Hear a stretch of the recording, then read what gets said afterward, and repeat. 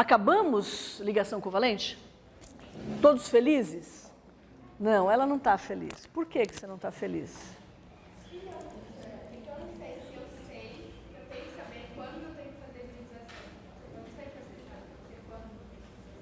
Uai, você tem que fazer quando você tem que explicar uma determinada geometria molecular.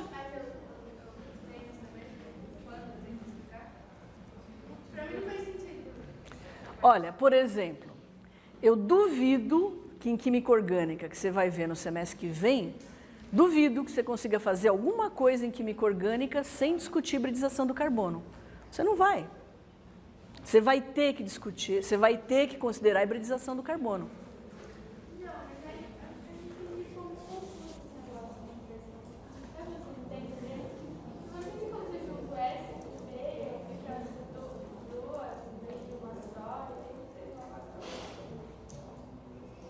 Não fica duas ao invés de uma só. Orbitais atômicos, eles têm geometrias definidas. Eu mostrei para vocês, você pode entrar no Orbitron, vai lá no site Orbitron, e você vê as geometrias dos orbitais atômicos hidrogenoides. Você pega um orbital P, ele vai ter aquela geometria, qualquer que seja o átomo que você considere. Por quê? Porque quando se mostram orbitais P de um dado átomo, por exemplo, carbono, se está pensando no orbital hidrogenoide, como eu já contei para vocês. Agora, lembra, o carbono, ele não é um átomo, ele não é um hidrogênio vezes 6, porque ele tem 6 elétrons. Esse elétron aqui do carbono, ele não é insensível àquele outro elétron que está no orbital 2s. Ele não é insensível a um outro elétron que está no orbital 2p.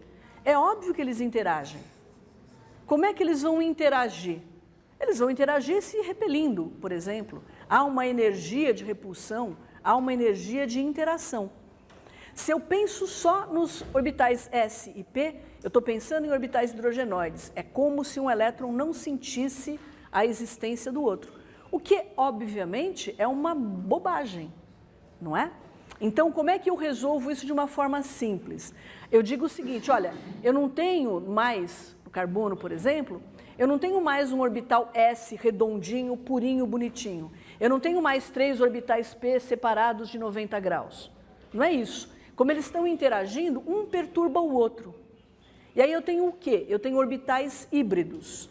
Quantos orbitais híbridos? No caso do carbono, por exemplo, eu vou ter o número de orbitais híbridos, eu vou usar o número de orbitais híbridos que eu precisar para explicar a geometria molecular, por exemplo, a reatividade, o número de ligações, por exemplo, que determinados compostos, determinados hidrocarbonetos ou compostos orgânicos que tenham carbono formam. Então, por exemplo, no metano, como é que eu explico a geometria tetraédrica do metano? Eu não explico essa geometria, não posso explicar nem o número de ligações, nem a geometria, usando orbitais P, porque eles não estão segundo os vértices de um tetraedro, eles estão alinhados ortogonalmente. Eles estão orientados ortogonalmente, tá certo? E no metano não tem nenhuma ligação carbono e hidrogênio de 90 graus. Como é que eu explico isso? Eu explico dizendo, não existe orbital no caso do carbono, os orbitais não são puros, são misturas de sp. Quantos orbitais P eu vou usar? Bom, no caso do metano, ele vai formar 4 ligações, então eu tenho que ter 4 orbitais híbridos. Os 4 segundo os vértices. Então eu misturo 3P com S, 4 orbitais atômicos, vão me originar 4 orbitais híbridos, sp3. 1 orbital S e 3 orbitais P. Agora, nós vimos também naquela outra página que eu recomendei que vocês vissem, quando você vai, por exemplo, o eteno, quando você tem uma ligação dupla. Então, o eteno é uma molécula planar. Eu tenho uma ligação dupla entre os carbonos e ligações simples, obviamente, com os hidrogênios. É diferente de um etano, por exemplo, onde cada carbono forma 4 ligações e essa molécula não é planar. Como é que eu explico isso? A hibridização não pode mais ser sp3. Eu vou misturar um orbital S com 2 orbitais P, porque é essa geometria que eu quero explicar. Então, um orbital híbrido sp2 forma uma ligação sigma, os outros 2 orbitais híbridos que estão no plano formam as ligações sigmas com hidrogênio, E os orbitais P que não participaram da hibridização vão formar a ligação π. E assim por diante. Então, você sabe, de acordo com a necessidade que você tem, de explicar o resultado experimental, a geometria, a ligação. Agora, gente, é extremamente importante, né, já que vocês têm tempo esse semestre, vocês não vão ter tempo depois. É extremamente importante, principalmente que essas páginas que eu visito com vocês, que tem animação, que vocês visitem de novo, para ajudar a tirar esse tipo de dúvida. Porque isso que eu estou falando aqui, usando a minha mão, a mão dela, a mão do Ítalo, tal, está lá, representado com um desenho bonitinho.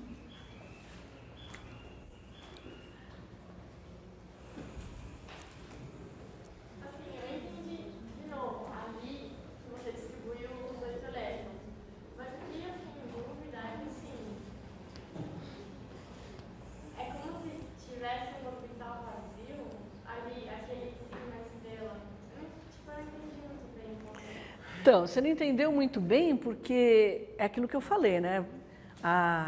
Quando a gente fala em orbital, fica na cabeça do aluno, é como se existisse é mais ou menos como o céu, tá certo? O céu e o inferno, mas o céu é legal, porque é acima, né? Então, é uma região que existe, mas não existe, né? Quando você faz o cálculo da energia para um átomo, não é que tem um ganchinho ali para você pendurar elétron, né? Se você der energia para um elétron, ou se você estiver fazendo a distribuição eletrônica numa molécula, por exemplo, você sabe que aquela vai ser a energia que os elétrons de maior energia naquela molécula vão ter. Então, esse orbital aqui está vazio. Eu sei que essa é uma possibilidade que eu tenho. Se eu tivesse mais elétrons para colocar, eu sei que a energia desses elétrons seria a dada por esse orbital aqui. Mas não é como um apartamento que você tem reservado para ir quando você quer, entendeu? As energias que os elétrons podem assumir numa molécula, elas não podem ter qualquer valor. E os valores que essas energias podem ter, são dadas por esses orbitais aí. Então, se eu pegar, eu vou dar energia para uma molécula de oxigênio, vou irradiar uma molécula de oxigênio com ultravioleta, e vou dar uma pancada de energia nesses elétrons que estão aqui no orbital antiligante, porque, obviamente, a perturbação é sempre no elétron ou nos elétrons de maior energia. Se eu der uma energia para um elétron aqui, para onde ele vai? Ele vai para cá, ó. Porque é aqui que o cálculo me diz que ele atinge uma condição estável, ou meta-estável. Ele não pode ficar aqui muito tempo, ele vai voltar para o equilíbrio dele, que é aqui. Quando ele volta, ele emite luz, ou ele troca energia com o ambiente por colisão, tá certo? Então não é que ele está lá e está vazio e não sei o quê. Se você der energia, der elétron, perdão, para aquela molécula, é aquela diferença de energia que ela vai promover.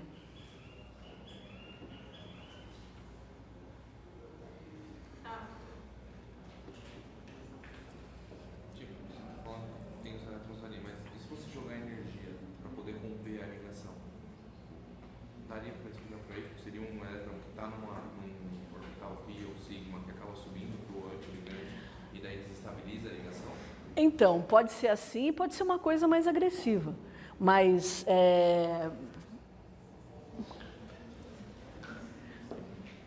se você promover um elétron daqui para cá, no hidrogênio, por exemplo, né?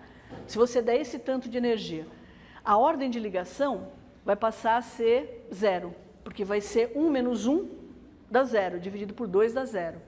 Então, tecnicamente, essa ligação se desfaz, mas geralmente você dá mais energia do que isso. Eu tenho uma tabelinha que eu queria trazer para vocês, mas acabou não dando tempo. Mas era uma tabela que tinha exatamente para a ordem zero, para vários sistemas, qual era a energia de ligação quando a ordem de ligação era zero, por exemplo. Aí, por cálculo, é menos do que 10 kJ por mol, valor muito baixo.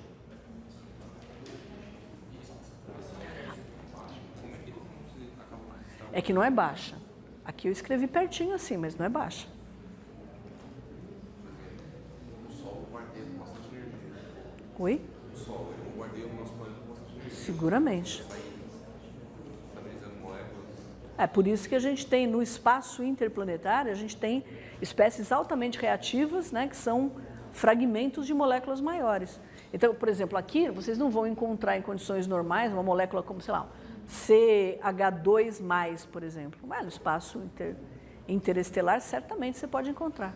Eles são muito mais agressivos em termos de energia, mas não são espécies estáveis no ambiente como o nosso. Mais alguma dúvida? Diga, Jean. A quantidade de orbitais que vai aparecer na ligação corresponde à quantidade de orbitais que eu tenho em cada elemento, em cada camada. Então, é que não é na ligação, né? Esses orbitais moleculares aqui, eles... eu acho que eu entendi agora uma dúvida que acontece. Quando a gente fala em ligação sigma, a gente está falando no tipo de ligação. Eu devia ter respondido isso antes, mas eu também fico meio lesa essa hora da manhã. Uma coisa é a ligação do tipo sigma e do tipo pi. A outra coisa é o orbital molecular sigma e o orbital molecular pi. São duas descrições diferentes que eu faço.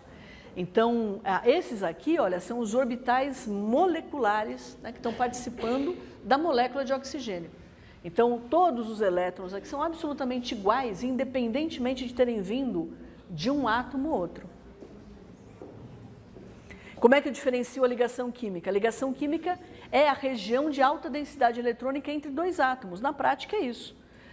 Se você olha para uma molécula, suponha que você adquira dimensões de angstroms. Você vai lá e consegue ter o mesmo tamanho de um átomo.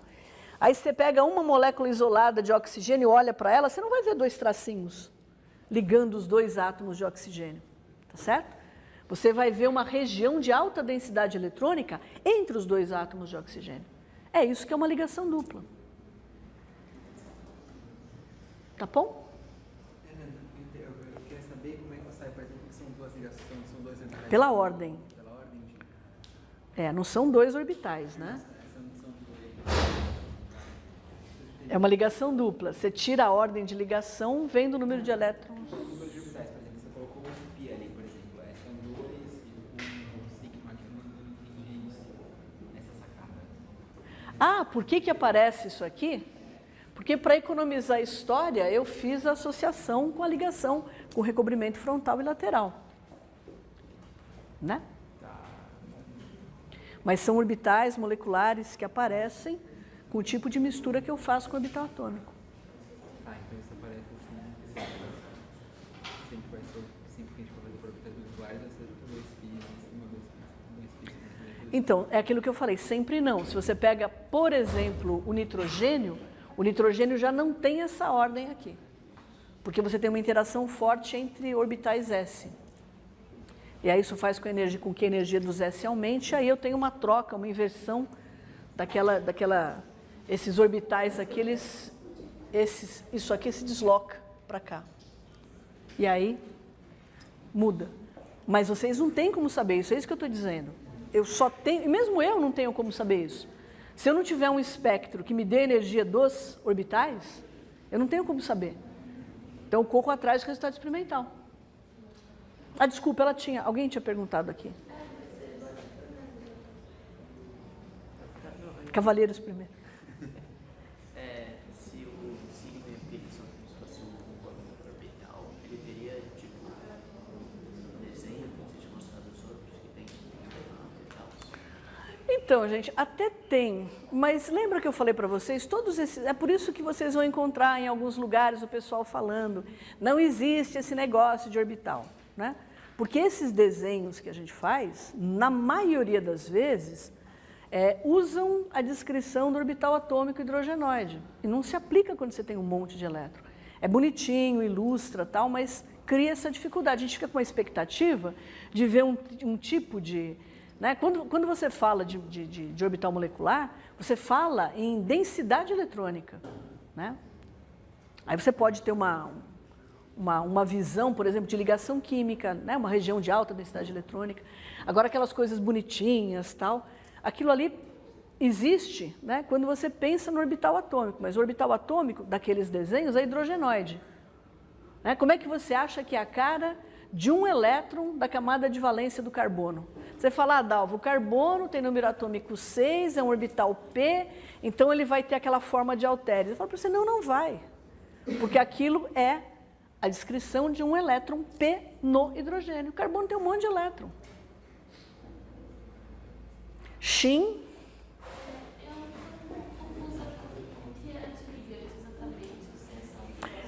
Aparece da operação matemática. Se você soma linearmente as funções dos de dois orbitais atômicos, como é que você pode, linearmente, como é que você pode, que tipo de conta que você pode fazer com esses dois orbitais, com essas duas funções? Ou você a soma, ou você a subtrai. Se você a soma, você tem um orbital ligante. Se você a subtrai, você tem um orbital antiligante. É matemático. E eu fiquei, tipo, eu entendi, só que eu tô meio confusa quando você usa a teoria da ligação de valência e quando você usa a orbital molecular. Ou a orbital. Não se sinta diferente de grande parte da comunidade. Porque na maioria das vezes as pessoas usam as duas, foi o que eu falei em algum momento, 2 vezes em algum momento da aula. As pessoas usam, em química orgânica, por exemplo, vocês vão lembrar de mim, e não vai ser para me xingar. Vocês vão lembrar de mim quando vocês estiverem estudando química orgânica, vocês vão falar assim, olha, a Dalva falou disso. Aí vocês vão lembrar que é a teoria de ligação de valência. Aí, geralmente, quem fala de hibridização, teoria de ligação de valência, em seguida já usa um conceito ou já usa uma abordagem de teoria dos orbitais moleculares. Você usa as duas para ver qual alcança o que o resultado experimental mostra, é isso? Então, é o que eu falei para vocês. As duas teorias, elas descrevem bem as substâncias. São abordagens diferentes e as duas têm limitação. A teoria de ligação de valência, ela tem umas limitações mais graves, né? O aluno, geralmente, ele tem dificuldade de entender hibridização por causa disso. Ele fica pensando, mas por que os orbitais P e os orbitais S vão se misturar? Não existe isso, porque no átomo já não tem orbital P e orbital S daquele jeito. Porque o orbital P e o orbital S, daquela forma, é hidrogenoide. Então, o que se faz com a ideia de hibridização é tentar fazer uma descrição que seja mais intuitiva por uma coisa que já não é daquele jeito. Tá certo? É como nós vamos ver agora forças intermoleculares, né? O que a gente consegue fazer como descrição? A gente consegue descrever gás ideal. Lá no começo do século XX, né, metade do século XIX, é a equação de estado de gás ideal, PV igual a nRT. Aí é que apareceu o Van der Waals e falou, opa, peraí, PV igual a nRT não serve, a gente tem que corrigir isso. É mais ou menos como a teoria de ligação de valência. Orbital hidrogenoide, opa, não serve, eu tenho que corrigir isso. Como é que eu corrijo? Mistura os orbitais atômicos. É mais ou menos intuitivo, né? Mas, na verdade, essas formas de descrever, como eu falei para vocês, elas apareceram mais ou menos ao mesmo tempo. Então, é só uma forma de descrever. O Linus Pauling, por exemplo, ele preferia essa forma aqui, essa abordagem. Então, a teoria de ligação de valência, ela usa mesmo alguns conceitos similares ao que são usados na teoria dos orbitais moleculares. Mas a forma de tratar, a forma de abordar é diferente. Aí leva aquelas distorções, como no caso do oxigênio. Certo? Bom, forças intermoleculares. Bom, as forças, essa noção de forças intermoleculares, então, em primeiro lugar, quando nós falamos sobre compostos iônicos, a energia da ligação, ela é proporcional a algumas propriedades físicas, né, principalmente ponto de fusão. Por quê? Para eu separar os íons, eu tenho que romper a ligação iônica. A gente já viu isso em vários laboratórios, na verdade, inclusive, né? Substâncias covalentes, por outro lado, a gente já falou que as substâncias covalentes, elas podem ser moleculares,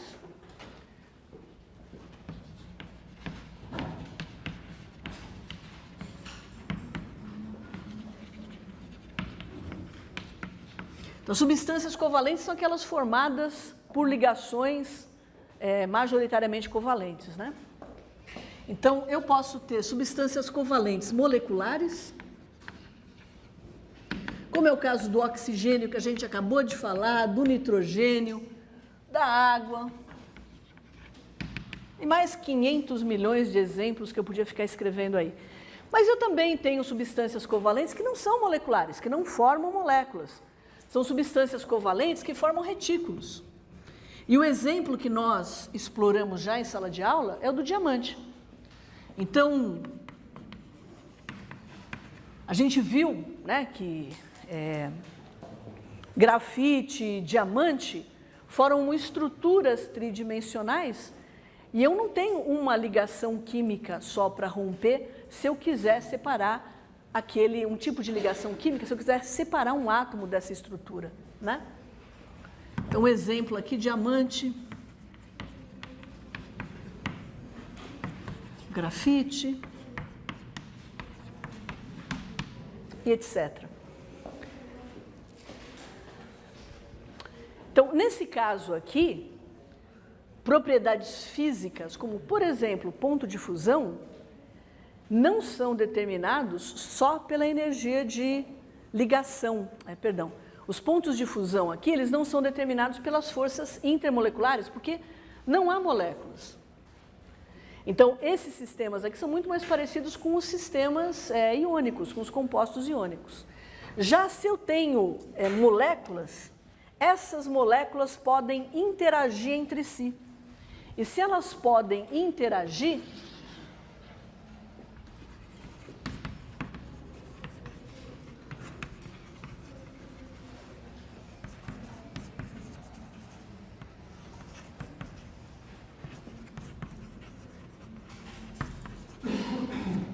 elas vão fazê-lo através das forças intermoleculares.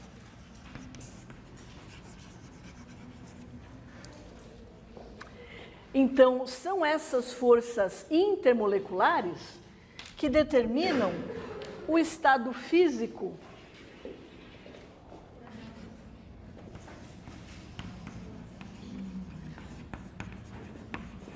das substâncias moleculares.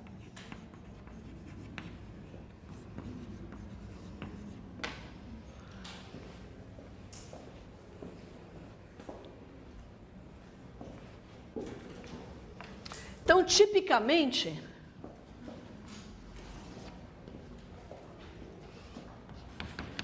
eu posso classificar essas forças intermoleculares,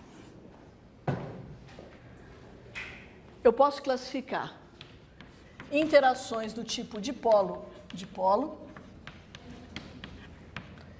interações do tipo dipolo induzido,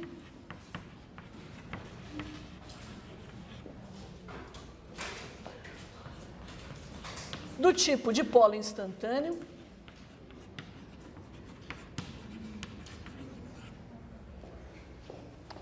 que a gente também chama de forças de dispersão,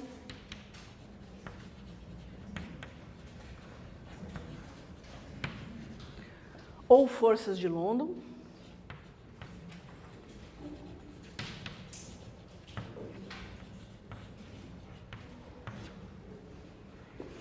E eu também gosto de incluir aí, apesar de que a gente não vai abordar isso as duas, né, em profundidade, também é comumente enquadrada como força intermolecular as ligações de hidrogênio, que eu gosto de colocar separadamente das outras.